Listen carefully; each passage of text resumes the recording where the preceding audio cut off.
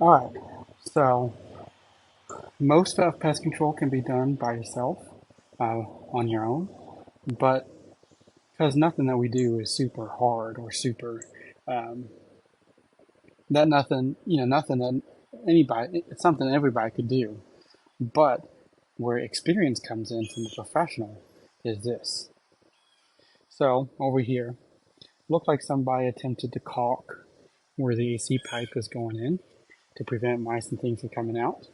But an experienced pest control technician will notice that they left a big gap underneath the electrical box. And that's where mice and rats will enter in from. So, yes, pest control can be done DIY style, but it's always helpful to hire a experienced, pest control technician because a good one will find those things, find those places of entry, and seal them up for you properly. All right. Hope this was helpful, and talk to you next time.